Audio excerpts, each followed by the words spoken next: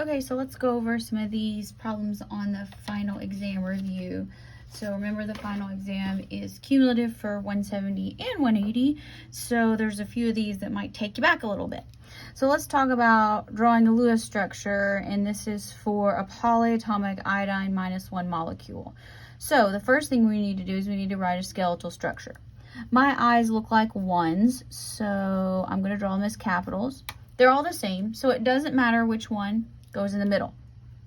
The next thing we do is we round up our valence electrons. We only have iodine. Iodine has 7 valence electrons. Hopefully you remember that. There's 3 of them. And because this is an overall negative charge, we get 1 additional electron. So we have a total of 22 electrons to play with. And we need to make it so that everybody is happy. I'm going to draw this one just a little bit closer together. Okay, now I use the line dot notation, so that looks really small. Okay, better. All right, so let's connect these to our central atom. Remember, each line is a bond. It uses 2 electrons. So I have 2, 4, 6, 8, 10, 12, 14, 16, 18, 20, and I've got 2 more, even though everybody's already got 8. The 2 extra pairs, or the 2 extra electrons, they can go on the central atom, because remember, iodine is located in the 3rd row or below of the periodic table, so it can take an expanded octet. But remember, it only goes on the central atom.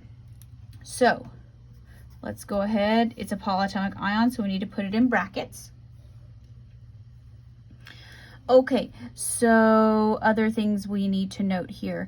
Let's go ahead and practice putting a formal charge. It doesn't say do that, but remember, a formal charge is, so formal charge equals the number of electrons that its valence electrons that it brings in minus the electrons that it has. And so the easiest way to do this is every line and every dot counts as 1.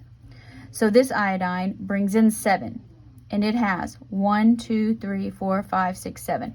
Formal charge is 0. This iodine would be the same.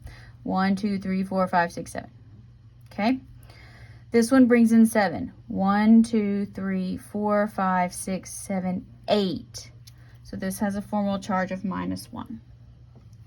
Which makes sense because we have 1 extra electron in the polyatomic ion. Okay, so let's look at our structures here. So when we're looking at our geometries, we only care about the central atom. And we care about the total number of bonding groups and lone groups. So for the electron geometry, we have a total of 1, 2, 3, 4, 5 groups. 5 groups. 5 groups. Again, this is, you're going to have to pull up your 170 notes or that handout review sheet. 5 groups is always trigonal, bipyramidal. Now, the shape. I kind of like the AXE notation. So this has 1 central atom, 2 bonding groups, 3 lone pairs. So when you do all that, that actually corresponds to a linear shape or molecular geometry.